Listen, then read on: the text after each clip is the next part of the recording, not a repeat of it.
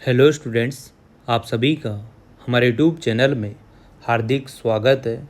आज के इस वीडियो में बात करने वाले हैं सेकंड ग्रेड एग्ज़ाम के जो प्रीवियस ईयर क्वेश्चन पेपर मैं आप लोगों के लिए लेकर आता हूं, वही सेम प्रोसेस है। तो आज हम सोल्व करेंगे 22 फरवरी 2023 का जो आपका पेपर हुआ था आरपीएससी सेकंड ग्रेड का संस्कृत डिपार्टमेंट वाला ये पेपर है।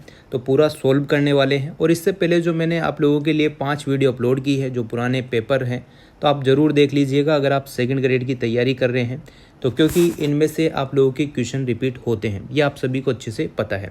तो वीडियो पूरा देखिएगा। और अगर आप चैनल पर नए हैं तो चैनल को सब्सक्राइब, वीडियो को लाइक और बेल आइकन ज़रूर दबा लीजिएगा। यहाँ पर आप लोगों को पता होगा कि आपके 2 पेपर होते हैं सेकंड ग्रेड में, ठीक है ना। एक पेपर तो आपका सब्जेक्ट का होता है, ठीक है, और एक पेपर होता है आप लोगों के जीके का, जिसका मतलब कि 2 घंटे का ये पेपर होता है, जिसमें जीके आती है और एजुकेशनल साइकोलॉजी वगैरह आती है। तो 100 प्रश्नों की संख्या है, ठीक है।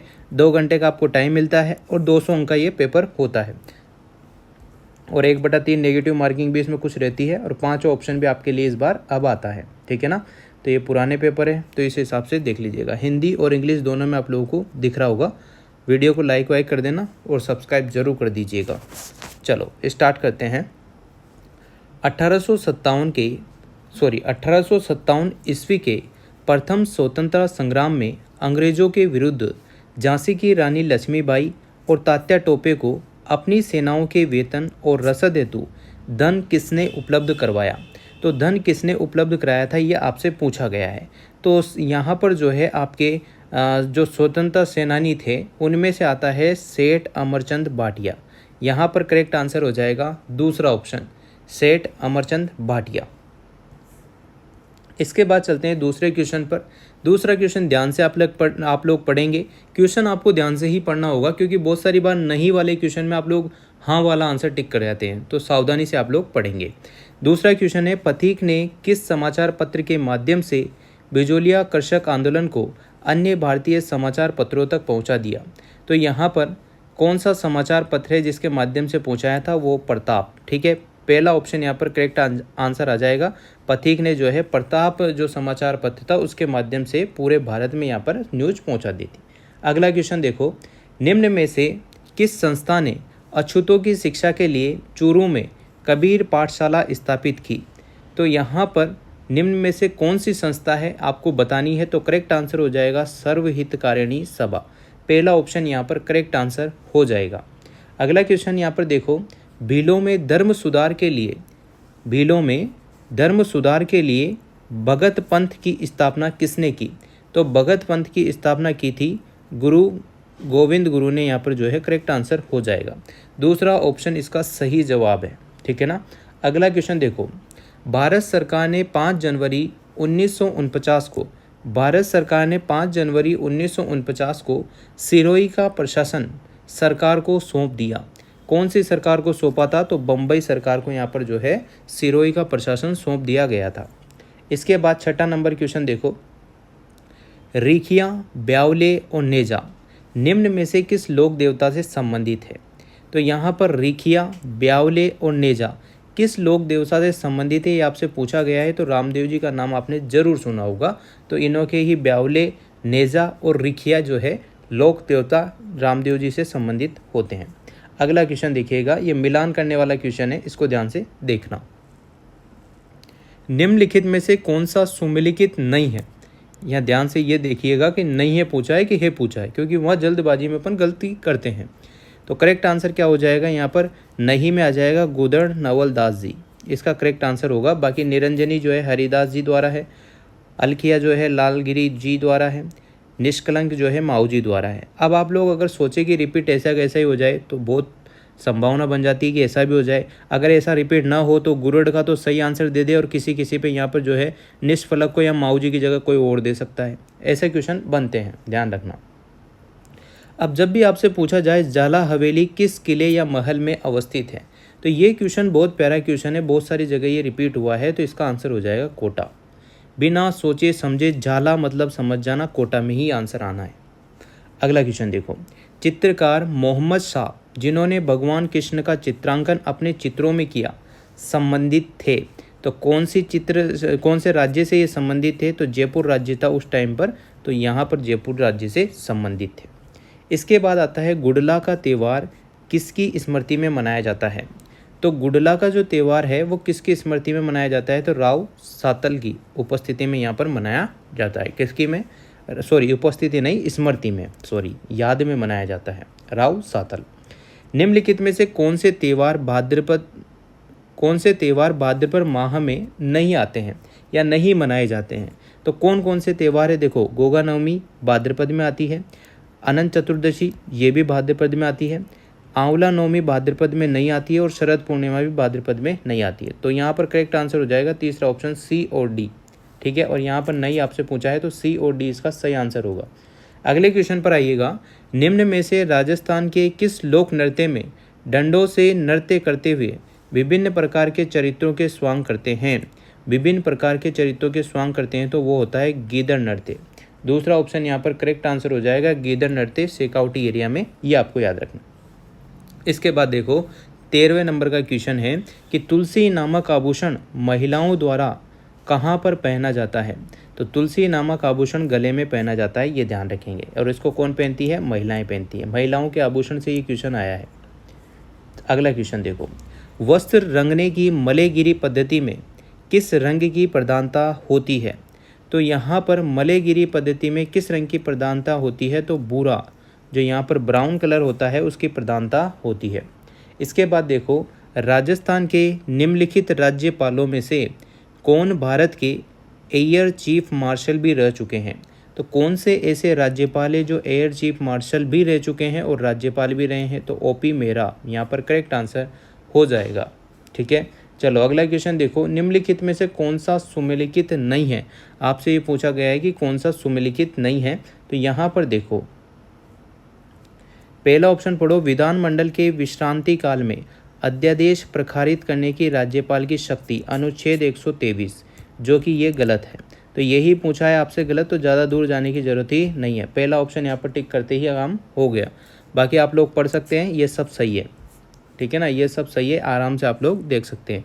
नियुक्ति की बात की जाए तो राजा का नाक योगा से साफ, जो पद्धति मतलब जो ट्रिक है उससे याद कर लेना, 165 है। सदन को आहूत करने का अनुच्छेद 174 है ना। कुछ मामलों में जो राज्यपाल की क्षमा की शक्ति होती है वो 161 है। चलिए अगला क्वेश्चन देखो, 17 नंबर क्वेश्चन, राजस्थान में राज्य मंत्री जिसके पास किसी विभाग या उसकी विनिर्दिष्ट शाखाओं का स्वतंत्र प्रभार है, किसके अनुमोदन से उस विभाग या यथा स्थिति उसकी विनिर्दिष्ट शाखाओं से संबंधित कार्य उससे समृद्ध उप मंत्री को आवंटित करेगा। तो यहाँ पर करेक्ट आंसर आ जाएगा मुख्यमंत्री, इसका करेक्ट आंसर हो जाएगा मुख्यमंत्री। इसके बाद चलते हैं अगले क्वेश्चन पर, राजस्थान विधानसभा द्वारा पारित विधेयक को राज्यपाल द्वारा पुनर्विचार के लिए लौटाए जाने पर विधेयक संसद के सम्मुख पुनः रखने के लिए अधिकृत कौन होता है। तो पुनः रखने के लिए जो स्पीकर है, विधान सभा अध्यक्ष जो होता है, वो यहाँ पर करेक्ट आंसर हो जाएगा। इसके बाद चलते हैं अगले क्वेश्चन पर, राजस्थान के मुख्य सचिव से संबंधित, मुख्य सचिव की नियुक्ति कौन करता है, मुख्यमंत्री, है ना। राजस्थान के मुख्य सचिव से संबंधित निम्नलिखित कथनों पर विचार कीजिए और सही विकल्प की आपको पहचान करनी है।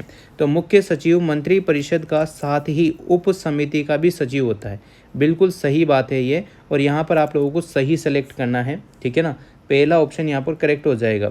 इसके बाद राजस्थान में भारतीय प्रशासनिक सेवा वरिष्ठतम अधिकारी को ही मुख्य सचिव नियुक्त किया जाता है, ऐसा कोई जरूरी नहीं है। मुख्यमंत्री को जो सही लगता है उसी को यहाँ पर नियुक्त किया जाता है मुख्य सचिव, यानी कि मुख्यमंत्री का जो है बात मानने लायक या फिर ऐसी बात होती है, पूरा सेटअप होता है। तो आप लोग देख लेना, ये दूसरा ऑप्शन यहाँ पर गलत है।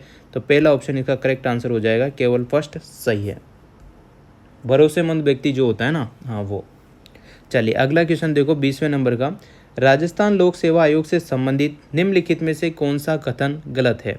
तो यहाँ पर पहला कथन पढ़िएगा, ध्यान से पढ़ो, राजस्थान के गठन के समय कुल 22 प्रांतों में से केवल 3 प्रांत जयपुर, जोधपुर और बीकानेर में ही लोक सेवा आयोग कार्यरत थे, बिल्कुल सही बात है ना। इसके बाद राजस्थान लोक सेवा आयोग 22 दिसंबर 1949 से प्रभाव में आया, बिल्कुल ये भी सही बात है ना, ये भी सही बात है। इसके बाद देखो, भारतीय संविधान के अनुच्छेद 234, 315, 323 तक लोकसभा आयोग के विभिन्न कार्यों और शक्तियों से संबंधित है, ये भी सही बात है। यहाँ पर चौथा ऑप्शन पढ़ो, प्रारंभ में आयोग में एक अध्यक्ष और 3 सदस्य थे, ये गलत बात है। तो ये गलत ऑप्शन ही आपको टिक करना था। करेक्ट आंसर हो जाएगा फोर्थ ऑप्शन। चलिए अगले क्वेश्चन पर चलते हैं। वीडियो को आप लोग शेयर नहीं करते हो बराबर, शेयर किया करो और लाइक वाइक भी किया करो, ठीक है ना। बहुत अच्छे क्वेश्चन है, रिपीट होने की ज़्यादा संभावना बनती है। अगला क्वेश्चन देखिएगा, राजस्थान राज्य मानवाधिकार आयोग के अध्यक्ष की पदावधि का उल्लेख मानव अधिकार संरक्षण अधिनियम 1993 में निम्नलिखित में से किस धारा में किया गया है? तो किस धारा में किया गया है? धारा 24 में यहाँ पर जो है किया गया है। करेक्ट आंसर तीसरा ऑप्शन। अगला क्वेश्चन है, निम्नलिखित में से किस वर्ष राजस्थान पंचायत अधिनियमित हुआ और पूरे राज्य में ग्राम पंचायतों की स्थापना हुई? तो यहाँ पर करेक्ट आंसर आ जाएगा 1953। याद रखेंगे आप लोग, ग्राम पंचायतों की स्थापना और साथ में अधिनियम स्टार्ट हुआ था। इसके बाद 23 नंबर क्वेश्चन देखो, यदि राजस्थान विधानसभा कोई ऐसा विधेयक पारित करती है जो उच्च न्यायालय की संवैधानिक स्थिति को खतरा पहुंचाता है तो राजस्थान का राज्यपाल विधेयक को अनुमति देगा? नहीं। विधेयक पर हस्ताक्षर से पूर्व उप न्यायालय की सलाह लेगा और न्यायालय के अनुसार कार्य करेगा? ये भी नहीं है। इसके बाद देखो, विधेयक की अनुमति नहीं देगा किंतु उसे राष्ट्रपति के विचार के लिए आरक्षित करेगा। बिल्कुल ये बात सही है। तो तीसरा ऑप्शन इसका करेक्ट आंसर हो जाएगा। 23 का जो है तीसरा ऑप्शन। बाकी ये चौथा ऑप्शन जो है ये भी गलत है।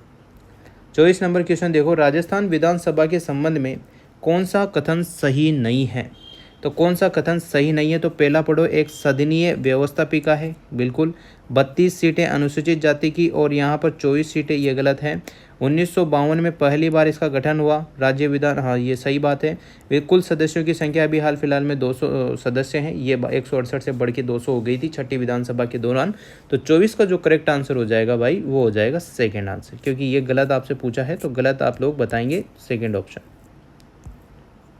अगला क्वेश्चन देखो, उत्तराखंड में आयोजित 48वीं junior boys national kabaddi championship में राजस्थान की टीम ने फाइनल में निम्नलिखित में से किस टीम को हराकर स्वर्ण पदक जीता था? तो किस टीम को हराया था? हरियाणा को, ठीक है ना। तीसरा ऑप्शन इसका सही हो जाएगा।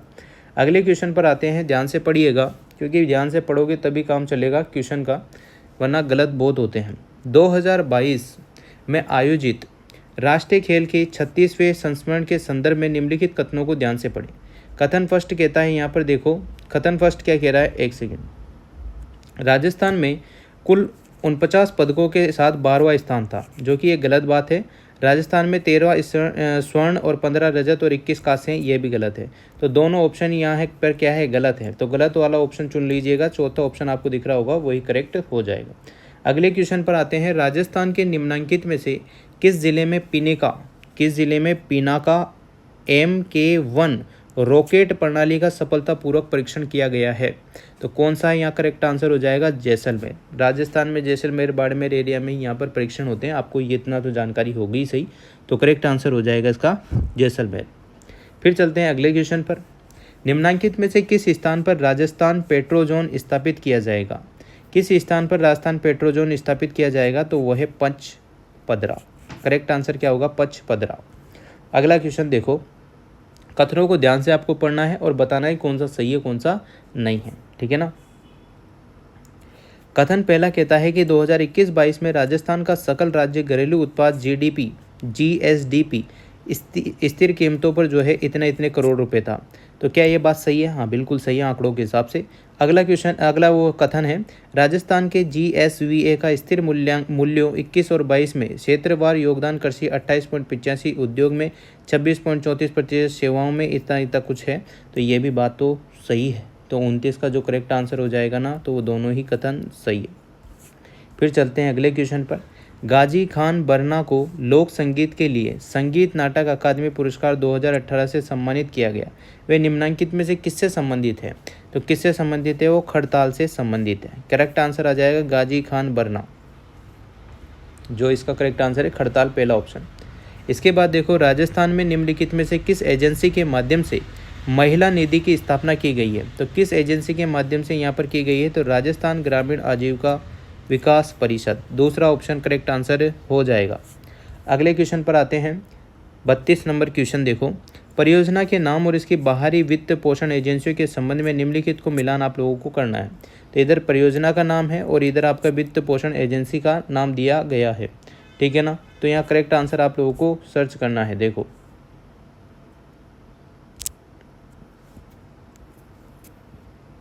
तीसरा ऑप्शन आपको दिख रहा होगा, तो पहला यहाँ पर देखो, एक सेकेंड, पहले में यहाँ पर तीसरा ऑप्शन है, एक सेकेंड, स्क्रीन प्रॉब्लम, दूसरे में आपके पहला ऑप्शन है, ठीक है ना। अभी आप लोगों को समझा देंगे, थोड़ा सा स्क्रीन मिस्टेक हो रही है ना। रुको एक सेकेंड,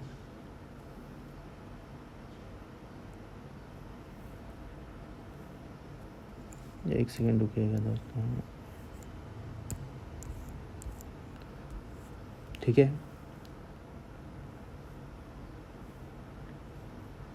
अब ध्यान से देखो, एक सेकेंड, हाँ, इधर परियोजना का नाम है और इधर वित्त पोषण एजेंसी है।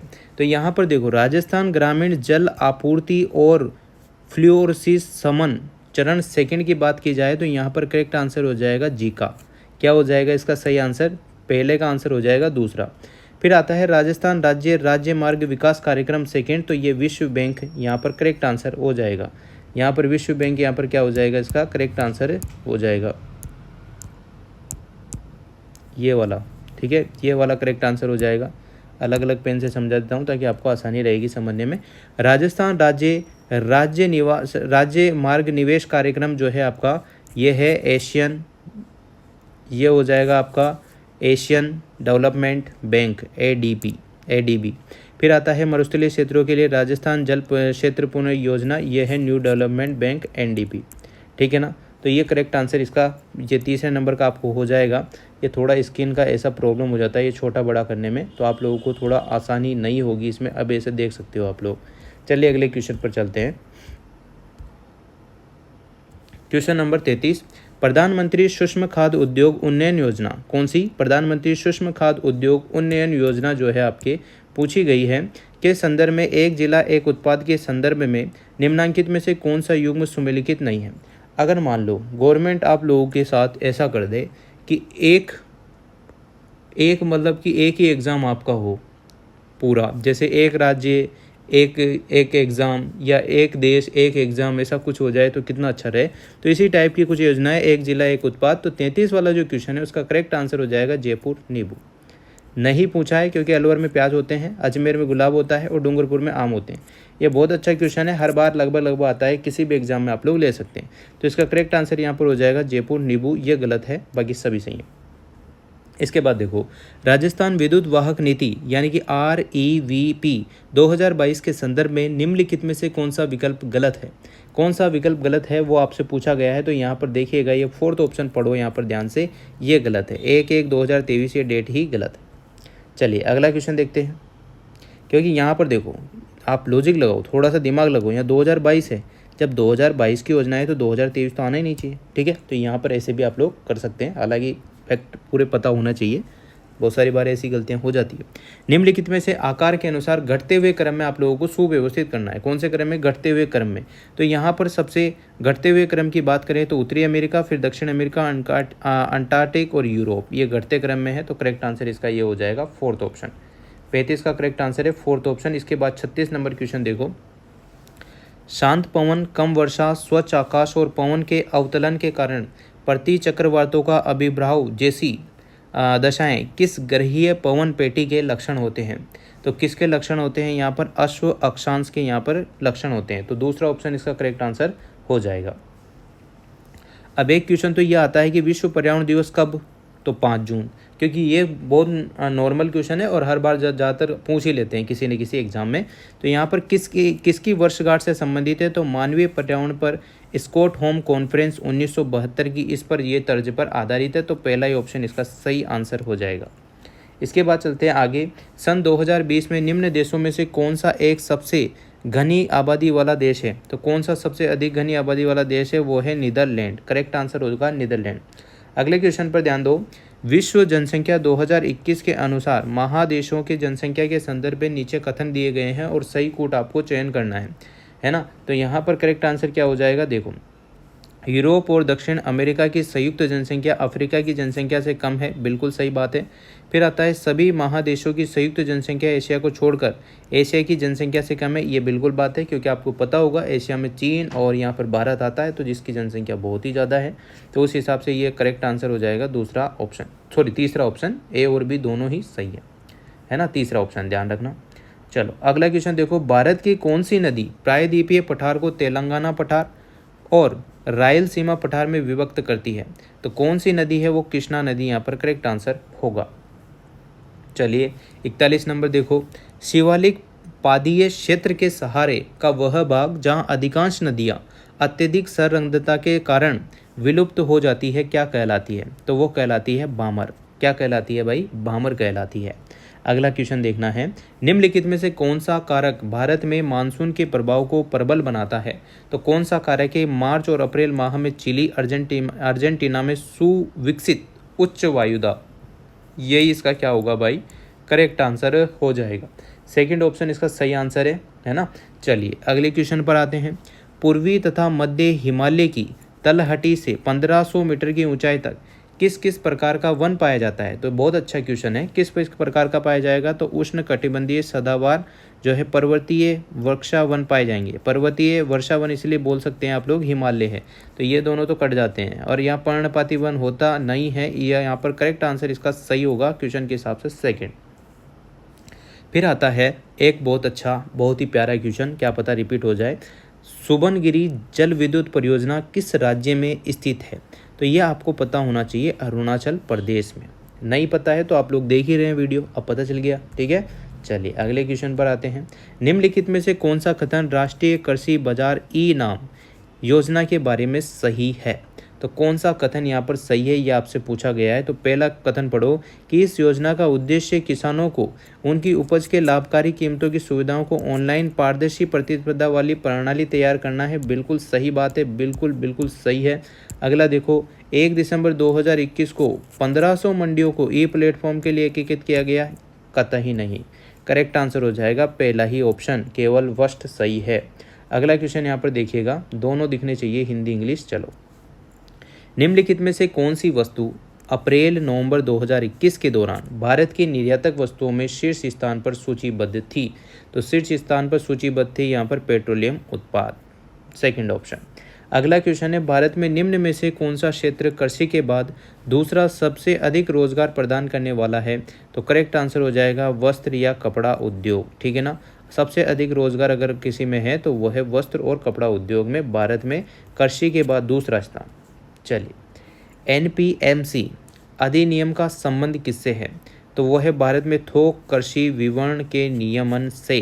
पहला ही आंसर यहाँ पर करेक्ट हो जाएगा मेरे भाई। अगला क्वेश्चन देखो, भारत में 2019-20, अब यहाँ पर 2019-20 की क्वेश्चन आपको कम देखने को मिल सकते हैं। ऐसा नहीं कि रिपीट नहीं हो सकता, रिपीट कुछ भी हो सकता है। यहाँ पर 2025, 2024 ये क्वेश्चन ज़्यादा देखने को अब मिलेंगे, ठीक है। तो चलिए, भारत में 2019-20 के लिए चालू कीमतों पर सकल मूल्यवर्धन में मध्यम लघु सूक्ष्म उद्योगों की जीवी एक हिस्सा है। जीवी हिसाब से पूछा गया है तो कितना है? 33.08% यहाँ पर करेक्ट आंसर होगा। अगला क्वेश्चन, निम्नलिखित में से किसने माउंटेन्यू चेम्सफोर्ड सुधारों को असंतोषजनक, निराशाजनक, प्रकाशहीन सूर्य बताया? तो करेक्ट आंसर होगा बाल गंगाधर तिलक ने। किसने बताया था भाई? बाल गंगाधर तिलक ने, ठीक है ना। इतना कुछ क्लियर हो गया होगा आपके, और पूरी वीडियो देखा करो भाई, अगर आपको सेकंड ग्रेड निकालनी है तो ये क्वेश्चन बहुत काम के हैं, है ना। चलिए अगले क्वेश्चन पर ध्यान दो, निम्नलिखित में से कौन सा भारत सरकार अधिनियम 1935, अब एक क्वेश्चन ये बन जाएगा कि भारत सरकार अधिनियम कौन से सन में था? तो 1935 द्वारा स्थापित और पुनर्गठित किया गया था। तो करेक्ट आंसर यहाँ पर क्या होगा? संघीय लोक सेवा आयोग, बिल्कुल। संघीय न्यायालय, बिल्कुल। दोनों ही ऑप्शन यहाँ पर करेक्ट है। इसका मतलब जहाँ दोनों होगा मतलब कि दूसरा ऑप्शन होगा, ये दूसरा ऑप्शन देख लो, ये सही आंसर इसका। चलिए अगले क्वेश्चन पर आते हैं, गांधी जी ने 1921 में स्वराज ध्वज डिजाइन किया जिसमें 3 रंगों में शामिल थे। 3 रंगों में कौन कौन सा रंग शामिल था? एक तो लाल था, एक हरा था और एक सफ़ेद था, ठीक है ना। ये किसने किया था? ध्वज डिजाइन जो है गांधी जी ने 1921 में किया था, ध्यान रखेंगे। अगला क्वेश्चन, भारत के संविधान के अनुच्छेद 22 के तहत प्रथम बार निर्वाचक निरोध अधिनियम कब अधिनियमित किया गया? तो कब किया गया था भाइयों? 1950 में किया गया था। पहला ऑप्शन हो जाएगा इसका सही आंसर। भारत के संविधान के संदर्भ में निम्नलिखित शब्दों पर विचार कीजिए। तो निम्नलिखित शब्दों पर आपको विचार करना है। यहाँ पर देखो, पहला देखो, वैज्ञानिक दृष्टिकोण, बिल्कुल सही बात है। प्रामाणिक के प्रति दयाभाव, ये भी सही है। सामसिक संस्कृति, ये भी बात सही है। सभी क्षेत्रों में उत्कर्ष, तो सभी क्षेत्रों में मतलब कि चारों ऑप्शन जिसमें है वही इसका करेक्ट आंसर होगा। तो फोर्थ ऑप्शन यहाँ पर सही जवाब इसका हो जाएगा। ठीक है ना, फोर्थ ऑप्शन होगा। 54 नंबर जो क्वेश्चन है उसका आंसर होगा भाई फोर्थ नंबर। अगले क्वेश्चन पर आओ भाई, 55 नंबर। निम्नलिखित में से भारत के संविधान में किस अनुच्छेद को प्रभावी बनाने हेतु विधेयक प्राधिकार अधिनियम 1987 अधिनियमित किया गया है? तो किसको? ये है सेकंड ऑप्शन 39A को, या 39 का भी इसको हिंदी में बोलते हैं। अगला क्वेश्चन, भारत में मंत्रिपरिषद से संबंधित निम्नलिखित कथनों पर आपको विचार करना है। पॉलिटी के क्वेश्चन बहुत अच्छे आते हैं और लेंदी भी आते हैं, देख लेना। यहाँ पर देखो ध्यान से, पहला पढ़ो, थोड़ा जूम करता हूँ। मंत्रिपरिषद में भारत सरकार के सभी श्रेणियों के मंत्री होते हैं, चाहे वे मंत्रिमंडल के सदस्य हो या राज्य मंत्री उप मंत्री हो। बात तो यहाँ पर सही लगी। इसके बाद मंत्रिपरिषद का प्रमुख होने का कारण प्रधानमंत्री फैसला करता है, बिल्कुल प्रधानमंत्री करता है। कौन कौन से मंत्रिमंडल के सदस्य होंगे, ये भी बात सही है। तो सेकंड ऑप्शन भी यहाँ पर सही है। तो 56 का आंसर हो जाएगा यहाँ पर। यह जो तीसरा ऑप्शन दिख रहा है आपको, यही होगा भाई। अगला क्वेश्चन, निम्नलिखित में से कौन से प्रधानमंत्री अपने पद की शपथ लेते समय राज्यसभा के सदस्य नहीं थे? इन चारों में से कौन से प्रधानमंत्री थे जो शपथ लेते टाइम पर राज्यसभा के सदस्य नहीं थे? तो आपने सुना होगा देवगौड़ा जी का नाम, HD देवगौड़ा। 1996 में ये जो है प्रधानमंत्री पद पर थे और ये किसी भी राज्यसभा के सदस्य नहीं थे उस टाइम पर। अगला क्वेश्चन 58, निम्नलिखित में से कौन सा युग्म गलत है? कौन सा युग्म गलत है ये आप लोगों को बताना है प्यारे दोस्तों। तो 58 का जो करेक्ट आंसर होगा वो आपका यहाँ पर एक तरफ दल है और एक तरफ जो है यहाँ पर दबाव समूह है। तो गलत वाला सुनना है अपन को। All India trade union community party of India, ये सही है। Indian national trade union Congress, भारतीय राष्ट्रीय कांग्रेस INC, ये भी सही है। हिंदू मजदूर सभा, भारतीय जनता पार्टी, नहीं, ये गलत है। यहाँ पर 58 जो नंबर है क्वेश्चन नंबर, वो गलत, यहाँ पर तीसरा ऑप्शन होगा। ठीक है ना, चौथा ऑप्शन ये भी सही है, बाकी तीसरा ऑप्शन गलत है और गलत ही आपसे पूछा गया। अगला क्वेश्चन देखो, राष्ट्रपति पद के चुनाव की अधिसूचना, अभी उपराष्ट्रपति का मुद्दा भारी कगार पे चला हुआ है तो उसको ध्यान से पढ़ लेना, उसमें जो जो रूल नियम फायदे हैं वो सब पढ़ो। राष्ट्रपति पद के चुनाव की अधिसूचना भारत के निर्वाचन आयोग द्वारा कब जारी की जाती है? कब जारी की जाती है? तो करेक्ट आंसर यहाँ पर हो जाएगा निर्वतमान राष्ट्रपति की पदावधि या तो समाप्ति से 60 दिन पूर्व की अवधि के किसी भी दिन यहाँ पर जारी की जा सकती है। तो करेक्ट आंसर मेरे दोस्तों पहला ऑप्शन हो जाएगा। अगला क्वेश्चन देखो, associate chamber of commerce and industry of India यानी कि एसोचैम की स्थापना कब की गई थी? तो करेक्ट आंसर होगा 1920 में। ठीक है, चलिए। निम्नलिखित में से कौन से संयुक्त राष्ट्र सुरक्षा परिषद सुधार के लिए बनाए गए हैं समूह 4 के सदस्य होंगे? तो करेक्ट आंसर यहाँ पर क्या हो जाएगा? करेक्ट आंसर हो जाएगा यहाँ पर देखो, पहला ब्राज़ील, ठीक है ना, जर्मनी भी है, इसके बाद भारत तो नहीं था, है ना, भारत नहीं था क्या? बिल्कुल नहीं था, भारत था, ठीक है, भारत भी था भाई, है ना, ऐसा मत करो। जर्मनी था, भारत भी था, इसके बाद जापान भी था, बाकी इटली यहाँ पर नहीं था, ऑस्ट्रेलिया भी नहीं था और दक्षिण अफ्रीका भी नहीं था। यानी कि सेकंड ऑप्शन आपको दिख रहा होगा वही था इसका सही जवाब। ठीक है ना, 61 जो आंसर है, 61 क्वेश्चन नंबर है उसका ब्राज़ील है, जर्मनी है, भारत है और जापान है ना, ये सभी सदस्य हैं समूह 4 के। 62 भूमंडलीकरण के संदर्भ में मैकडोनाल्डाइजेशन शब्दावली को निम्नलिखित में किसने गढ़ा था, किसने बताया था? तो वो है जॉर्ज रिटजर। यहाँ पर सेकंड ऑप्शन करेक्ट आंसर होगा। निम्नलिखित में से कौन सा कथन सही नहीं है? नहीं वाले क्वेश्चन ज़्यादा आते हैं, ये ध्यान से आप लोग पढ़ेंगे। 63 नंबर का जो आंसर होगा क्वेश्चन का, G77 15 जून 1974 को जिनेवा में स्थापित किया गया, गलत है। तो यही मुझे लगता है करेक्ट हो जाएगा पहला ही, क्योंकि नहीं आपसे पूछा गया है, बाकी ये सब सही होंगे। चलिए अगला क्वेश्चन फिर भी देख लो। यहाँ पर वर्तमान में G77 में 134 सदस्य थे, ठीक है। क्यूबा में 2023 के G77 प्लस चीन की सदस्य के लिए चुना गया था, क्योंकि बहुत सारी बार क्या है उल्टे सीधे क्वेश्चन आपको घुमा देता है इसी में, तो आपको जानना जरूरी है चारों ऑप्शन, है ना। चलिए अगले क्वेश्चन पर आते हैं। निम्नलिखित कथनों को ध्यान से आपको पढ़ना है। कथन फर्स्ट, कथन सेकंड और कथन थर्ड भी है इसमें, तो ध्यान से आप लोग देखेंगे। 64 है ना, 64। शरणार्थियों के लिए संयुक्त राष्ट्र उच्चायुक्त को 1954 1981 दोनों में प्रतिष्ठित नोबेल शांति पुरस्कार मिला। बिल्कुल सही बात है, मिला था। इसके बाद आता है दो महासचिवों कोफी अन्नान और डेग हैमरस्कोल्ड को उनके काम के लिए नॉर्वे की नोबेल शांति से सम्मानित किया गया। यह भी सही है। नोबेल शांति 2020 संयुक्त राष्ट्र विश्व खाद्य कार्यक्रम WFP को प्रदान किया जाता है। यह भी सही। तो जिसमें तीनों ऑप्शन है वो है फोर्थ ऑप्शन, आपका दिख गया होगा आपको, फोर्थ ऑप्शन इसका सही आंसर हो जाएगा। चलिए भाई अगले क्वेश्चन पर चलते हैं। यहाँ पर सूची फर्स्ट सूची सेकंड दिया गया है ना, बहुत प्यारा क्वेश्चन है, ध्यान से देखेंगे। अब यहाँ पर देखो, ये जो डोरा पर्वत आपको दिख रहा है, ये डोरा पर्वत आपको पता होगा कि कहाँ पर है। डोरा पर्वत कहाँ पर है, एक सेकेंड, डोरा पर्वत कहाँ पर है, ये है आपके जालोर में, ठीक है ना, जालोर में। जो आपके कमली गांठ देख रहे हो आप लोग, ये पड़ती है आपके राजसमंद में, ठीक। हर्ष की जो पहाड़ियाँ होती है वो पड़ती है आपके सीकर में, और हाथीनाल जो आपका बचा हुआ है वो है उदयपुर में, ठीक है ना। तो सेकंड ऑप्शन इसका करेक्ट आंसर हो जाएगा। सॉरी सेकंड नहीं। डोरा पर्वत फोर्थ में, यानी कि फोर्थ वाला है तो थर्ड है। थर्ड वाला जो ऑप्शन है आपका भाइयों वो सही होगा, थर्ड ऑप्शन, ठीक है ना। क्योंकि डोरा पर्वत आपके जालोर में पहले ऑप्शन पे, फिर आता है कमलीघाट जो राजसमंद में तीसरे ऑप्शन पे, हर्ष की पहाड़ियाँ सीकर में पहले ऑप्शन पे, हाथीनाल जो है दूसरे उदयपुर में है, ठीक है ना। इस टाइप से आपका हो जाएगा। अगला क्वेश्चन देखो 66। राजस्थान के जलवायु प्रदेशों को उनसे संबंधित जिलों से सुमेलित कीजिए। यहाँ पर करेक्ट आंसर क्या होगा, देखो शुष्क जो है, शुष्क जैसलमेर में है, ठीक है। अर्धशुष्क आपके चूरू में है, उपाद्र जो है अलवर में है, और आद्र जो है झालावाड़ में है। तो यहाँ पर करेक्ट आंसर कौन सा होगा, सेकंड वाला ऑप्शन देखो, यही इसका करेक्ट आंसर होगा। अगला क्वेश्चन 67। निम्नलिखित कथनों पर विचार कीजिए और नीचे दिए गए कूटों को जो है सत्य कूट आपको छांटनी है। तो लूनी नदी का क्रम का अधिकांश अपवाह क्षेत्र राजस्थान में, बिल्कुल बात सही है। यहाँ पर लूनी नदी का आधे से ज़्यादा भाग या ज़्यादातर भाग जो है अपने अपवाह क्षेत्र राजस्थान में ही है।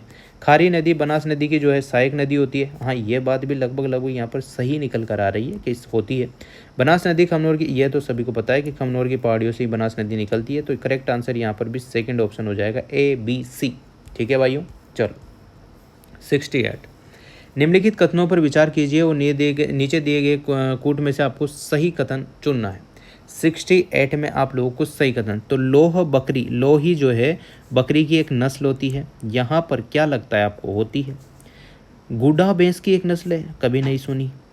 जैसलमेरी ऊँट की नस्ल है, ये तो आपने सुनी ली होगी। तो करेक्ट आंसर यहाँ पर A और C सही है, बाकी B वाला ऑप्शन नहीं है। चलिए सेकंड ऑप्शन हो जाएगा उसका सही आंसर। अगला क्वेश्चन, निम्नलिखित में से राजस्थान के कौन से जिले सरसों उत्पादन में अग्रणीय हैं। तो कौन से जिले हैं, एक तो भरतपुर सबसे पहले आ रहा है, अलवर और गंगानगर, ये करेक्ट आंसर होगा। भरतपुर में सरसों का केंद्र भी आपको पता होगा। लोहागढ़ किला अवस्थित है, लोहागढ़ किला कहाँ पर अवस्थित है, तो ये भरतपुर में अवस्थित है। लोहागढ़ किला भरतपुर में है, याद रखना हो तो आपको मुख्यमंत्री जो है भरतपुर के हैं, ये याद रख सकते हो। अभी लोहे की तरह ही है मुख्यमंत्री जो भी होता है पद पर, तो अभी याद रखने का थोड़ा सा आइडिया ले सकते हैं, है ना। बाकी आपके हिसाब से समझ जाना लोहागढ़ कहाँ है, भरतपुर में। अगला क्वेश्चन, दशक 2001-2011 के मध्य राजस्थान के किन जिलों में जनसंख्या वृद्धि दर सर्वाधिक रही है। तो जनसंख्या वृद्धि दर सर्वाधिक बाड़मेर में रही है। कहाँ पर, बाड़मेर में जनसंख्या वृद्धि दर यहाँ पर सबसे ज़्यादा बाड़मेर जिले में रही है। अगला क्वेश्चन, पहरावना और तन्ना विवाह प्रचलित होता है, कौन सी जाति में होता है ये। तो ये ग्रेसिया जो जनजाति होती है उसमें होता है, ग्रेसिया जनजाति होती है उसमें यहाँ पर होता है। ग्रेसिया जनजाति जो है आपके सिरोही, ठीक है ना, ग्रेसिया जनजाति आपके सिरोही एरिया में पाई जाती है, ये तो करेक्ट हो गया। अगला क्वेश्चन 73, राजस्थान के झुंझुनू जिले में खेतड़ी कॉपर कॉम्प्लेक्स भारत सरकार द्वारा किस वर्ष आयोजित किया गया है। तो ये किया गया था 1967 में, पहला ऑप्शन इसका सही आंसर। वन विभाग राजस्थान के प्रशासनिक प्रतिवेदन 2021 के आकलन के अनुसार निम्नलिखित में से किन जिलों के समूह को वनावरण का प्रतिशत सर्वाधिक है। यहाँ पर करेक्ट आंसर होगा उदयपुर और प्रतापगढ़ का, पहला ही ऑप्शन इसका करेक्ट हो जाएगा। वन विभाग जहाँ ज़्यादा नाम आ जाए वहाँ समझ जाना कि उदयपुर और प्रतापगढ़ का एरिया जो है वन ही एरिया है। 75 नंबर क्वेश्चन, निम्न में से कौन कालीबंगा पुरातत्व स्थल की खुदाई में बीबी लाल के सहयोगी नहीं रहे हैं? तो कौन यहाँ पर बीबी लाल के सहयोगी नहीं रहे हैं, कौन नहीं रहे हैं ये पूछा है। तो कौन, ए त्रिपाठी यहाँ पर नहीं रहे हैं। बाकी तो सारे के सारे भाई लोग जो है मिलकर काम कर रहे थे, बाकी ए त्रिपाठी इसमें नहीं थे। ठीक है ना। चलिए, निम्न में से राजस्थान में ताम्रयुगीन सभ्यता का प्रारंभिक केंद्र किसे कहा जाता है? ताम्रयुगीन सभ्यता का प्रारंभिक केंद्र जो है गणेश्वर को कहा जाता है। गणेश्वर, सीकर, कांतली नदी, इस कुछ याद रखना है इसे, है ना, ऐसे याद रखना पड़ेगा क्योंकि ये आते हैं। ताम्रयुगीन सभ्यता जो है आपके प्रारंभिक केंद्र था गणेश्वर, सीकर, चेकआउट एरिया। अगला क्वेश्चन, उस अरबी यात्री का नाम बताइए जिसने मिहिर भोज के समय का वृत्तांत प्रस्तुत किया था। तो कौन सा यहाँ पर जो है अरबी यात्री था जिसने पूरा वृत्तांत लिखा था? तो वो है सुलेमान। करेक्ट आंसर हो जाएगा भाई सुलेमान। अगला क्वेश्चन, किस चौहान वंशीय शासक ने प्रताप लंकेश्वर की उपाधि धारण की थी? तो किसने की थी? सोमेश्वर ने यहाँ पर प्रताप लंकेश्वर की उपाधि धारण की थी। 1303 ईस्वी में सोना नायक गोरा और बादल किसकी सेना से युद्ध करते हुए वीर गति को प्राप्त हुए? तो ये अलाउद्दीन खिलजी की तरफ से लड़े थे, है ना, गोरा और बादल, और वीर गति को प्राप्त हो गए थे। मतलब इनसे युद्ध करते हुए ये वीरगति को प्राप्त हो गए थे। सॉरी, यहाँ पर क्वेश्चन पूछा गया है सेना से युद्ध करते हुए वीरगति को प्राप्त हुए, तो अलाउद्दीन की सेना से युद्ध करते हुए ये वीरगति को प्राप्त हुए। मानसिंह ने किस प्रांत की सूबेदारी के दौरान ईसा खान सुलेमान केदार राय को निमंत्रित किया था? तो यहाँ पर बंगाल की जो सूबेदारी थी उसमें किया गया था। चलिए अगले क्वेश्चन पर ध्यान दो, निम्नलिखित में से कौन सी, ये साइकोलॉजी का क्वेश्चन है, कोहल वर्ग के नैतिक विकास के सिद्धांत की स्वीकृति अवस्था नहीं है? तो कौन सी नहीं है? भूमिका, संदेह, अभिमुखिता। करेक्ट आंसर हो जाएगा पहला ही ऑप्शन, यह नहीं है, बाकी सारी है। निम्नलिखित में से सीखने की कौन सी विशेषता नहीं है? तो सीखने की कौन सी विशेषता नहीं है? केवल औपचारिक, ये विशेषता नहीं है। सीखने के लिए लक्ष्य मध्यत होती है, जीवन पर्यंत होता है, अभिप्रेरणा होती है। बाकी तीसरा ऑप्शन यहाँ पर नहीं है, और नहीं वाले क्वेश्चन ज़्यादा आते हैं। अगला क्वेश्चन, परंपरागत वर्गीकरण में लिखने का कौन सा प्रकार नहीं है? परंपरागत वर्गीकरण में लिखने का कौन सा प्रकार नहीं है? यांत्रिक, अधिगमन यहाँ पर नहीं है, अधिगम यहाँ पर प्रकार नहीं है। ठीक है, अधिगम के संदर्भ में निम्नलिखित में से कौन सा कथन गलत है, ये पूछा है। अधिगम के संबंध में कौन सा कथन गलत है? परिपक्वता के कारण व्यवहार परिवर्तन, ऐसा कुछ नहीं है। परिपक्वता के कारण व्यवहार में परिवर्तन, ये यहाँ पर गलत है, बाकी सभी सही है। अगला क्वेश्चन है, यह व्यक्ति में उन मनोभौतिक अव्यवस्थाओं और गंत्यात्मक संगठन है जिनके वातावरण के साथ विशिष्ट समायोजन को निर्धारित करता है। यह कथन निम्नलिखित में से किस मनोवैज्ञानिक विशेषता के संदर्भ में है? तो किसके संदर्भ में यह है? व्यक्तित्व, पर्सनैलिटी के संबंध में है। चलिए, निम्नलिखित में से कौन सा उपागम व्यक्तित्व सिद्धांतों से संबंधित नहीं है? कौन सा उपागम संबंधित नहीं है? तो एक तंत्रात्मक उपागम यहाँ पर संबंधित नहीं है। मैं आपको स्पीड पर करा रहा हूँ तो आप लोग वीडियो को थोड़ा कम स्पीड पर देख लो। अगर आपको ज़्यादा स्पीड लग रही है तो कम कर लो, और कम लग रही है तो ज़्यादा करके देख लो। यह तो आपके ऊपर डिपेंड करता है, यूट्यूब पर ये सिस्टम है। ठीक है, तो देख लीजिएगा। अगला क्वेश्चन, निम्नलिखित में से कौन सा एक सुसमायोजित व्यक्ति की विशेषता नहीं है? तो यहाँ पर नई वाले क्वेश्चन ज़्यादा आते हैं, ये ध्यान से आप लोग पढ़ेंगे। महत्वाकांक्षा का अति उच्च स्तर, यहाँ पर ये जो है करेक्ट आंसर नहीं है। बाकी सॉरी, करेक्ट आंसर तो यही है क्योंकि नहीं पूछा है, बाकी ये सही नहीं है, गलत है ये। चलिए अगले क्वेश्चन पर ध्यान दो, निम्नलिखित में से कौन सा थॉर्नडाइक द्वारा प्रदत्त बुद्धि का प्रकार नहीं है? कौन सा नहीं है? तो शरीर गति की बुद्धि यानी कि यांत्रिक बुद्धि, ये प्रकार नहीं है। बाकी सामाजिक है, मूर्त है, अमूर्त। निम्नलिखित में से कौन सा सृजनात्मकता का तत्व नहीं है? कौन सा नहीं है? तो यहाँ पर अभिसारी चिंतन जो है नहीं है, ये क्वेश्चन रिपीट हो चुका है 2 बार। निम्नलिखित में से कौन सा सृजनात्मकता का तत्व नहीं है? तो वो है अभिसारी चिंतन। फिर इसके बाद बात करते हैं सृजनात्मकता के प्रमस्तिष्क गोलार्ध सिद्धांत के अनुसार सृजनात्मकता परिणाम होती है, किसका होती है? दाएं गोलार्ध की प्रबलता का। दाएं गोलार्ध की प्रबलता का यहाँ पर जो है सृजनात्मकता परिमाण होती है। ए मास्लो द्वारा मानवीय अभिप्रेरणा को समझने हेतु आधारभूत आवश्यकताओं को 5 वर्ग बताए गए हैं। निम्न में से कौन सा वर्ग मास्लो द्वारा नहीं दिया गया है? तो कौन सा नहीं दिया गया है? ये वाला नहीं दिया गया है, उपलब्धि आवश्यकता। चलिए अगले क्वेश्चन को देखो, निम्न में से कौन सा एक अभिप्रेरणा प्रक्रिया का तत्व या घटक नहीं है? तो कौन सा नहीं है? यहाँ पर उपलब्धि यहाँ पर नहीं है, बाकी तो सभी है। भारत की विविध सांस्कृतिक विभिन्नताओं में से व्यक्तित्व भिन्नता का मनोवैज्ञानिक आधार कौन सा है? तो मनोवैज्ञानिक आधार होता है भौतिक भिन्नता। कौन सा? भौतिक भिन्नता यहाँ पर करेक्ट आंसर होगा। चलिए प्रतिभाशाली बालकों के शिक्षण हेतु निम्नलिखित में से कौन सा कार्यक्रम उपयुक्त नहीं है। नहीं वाले क्वेश्चन बहुत आते हैं, ये ध्यान से आप लोग पढ़ेंगे, नहीं तो गलती हो जाएगी। उपचारात्मक शिक्षण यहाँ पर जो है कार्यक्रम नहीं है, कौन सा, प्रतिभाशाली बालकों के शिक्षण का। बाकी तो सभी यहाँ पर करेक्ट आंसर है। चलिए, रुचि गुप्त अव्यक्त हुआ अवदान व अवदान रुचि का क्रियात्मक रूप है, यह कथन किसका है।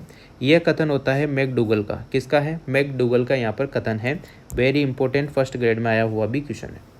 मैकडूगल ने बहुत सारे क्वेश्चन फर्स्ट ग्रेड में दिए हैं 2024-25 वाले पेपर में। चलिए, अध्यापक के द्वारा शिक्षण में विद्यार्थियों की रुचि को जागृत करने और विकसित करने के लिए निम्नलिखित में से कौन सा तरीका उपयुक्त नहीं है। ये पूछा है कौन सा तरीका उपयुक्त नहीं है, तो कक्षा में पूर्ण निरवता को बनाए रखना, ये तरीका उपयुक्त नहीं पूछा है। ठीक है, चलिए अगले क्वेश्चन पर आओ। शिक्षा मनोविज्ञान मनोविज्ञान की वह शाखा है। शिक्षा मनोविज्ञान मनोविज्ञान की वह शाखा है जो शिक्षण और अधिगम में संबंधित होती है। इस विचार के प्रतिपादक हैं। इस विचार के प्रतिपादक कौन है, ये पूछा गया है आपसे। तो करेक्ट आंसर इसका हो जाएगा प्यारे दोस्तों स्किनर। क्या हो जाएगा? स्किनर का ये कथन था। शिक्षा मनोविज्ञान के अध्यापक के नियतार्थ नीचे दिए जा रहे हैं, तो आप लोगों को पढ़ना है और इनमें से कूट में से करेक्ट आंसर आपको बताना है। ठीक है ना। पहला पढ़ो, बालकों की विकासात्मक विशेषता को समझाना। सही है। बालकों की समूह गंत्यात्मकता को समझाना। सही है। शिक्षण के प्रभावी विधियों को भी समझाना। सही है। तो यहाँ पर करेक्ट आंसर हो जाएगा चौथा ऑप्शन, जिसमें तीनों ही हैं, वही इसका करेक्ट आंसर है, फोर्थ ऑप्शन। अगला क्वेश्चन है इस वीडियो का सेकंड लास्ट क्वेश्चन। वह वर्षकाल अवधि जिसके दौरान लड़के और लड़कियां शारीरिक, मानसिक, सामाजिक, संवेगात्मक रूप से बाल्यावस्था से प्रौढ़ावस्था की ओर बढ़ती है, क्या कहलाती है? बहुत ही अच्छा क्वेश्चन है। किशोर व्यवस्था कहलाती है। सही है ना, किशोर व्यवस्था, बहुत प्यारा क्वेश्चन। अगला क्वेश्चन है, एरिक्सन के मनोसामाजिक विकास के सिद्धांत में उद्यमता बनाम हीनता विकास को निम्नलिखित में से कौन सी अवस्था से संबंधित है? तो वो है उत्तर बाल्यावस्था से। रिपीट हो सकता है ये क्वेश्चन, उत्तर बाल्यावस्था से, है ना। बाकी देखो क्या होता है। 100 क्वेश्चन कंप्लीट हो चुके हैं आपके इस पेपर के, है ना। तो लगभग ये 12 फरवरी 2023 का कुछ पेपर था। ग्रुप ए वालों का पेपर था 2022 के हिसाब से ये पेपर थे, मतलब जो पेपर था आपका संस्कृत डिपार्टमेंट वाला। तो आप लोगों ने ज़रूर इसके क्वेश्चन देखे होंगे, और आपने अगर पुरानी जो वीडियो है प्लेलिस्ट बना रखी है आरपीएससी सेकेंड ईयर के जो पेपर सॉल्यूशन पिछले जो पेपर हुए हैं उनकी, तो आप ज़रूर देखें। इसमें आप लोगों को आइडिया हो रहा होगा कि क्वेश्चन देखो किसी टाइप से वहीं घुमा फिरा के वहीं जाता है, तो आपकी हेल्प हो सकती है आने वाले एग्जाम में। अभी वाला जो सेकंड ग्रेड आएगा, उसके अलावा जो अब नेक्स्ट सेकंड ग्रेड आ रहा है, उसमें भी आपकी फ़ायदा होगा। तो ज़रूर आप लोग ये क्वेश्चन की वीडियो देखें भी सही, और ज़्यादा से ज़्यादा ग्रुप में शेयर भी करें। Thank you so much. Video अगर आपको अच्छी लगती हो तो like, comment, share and subscribe.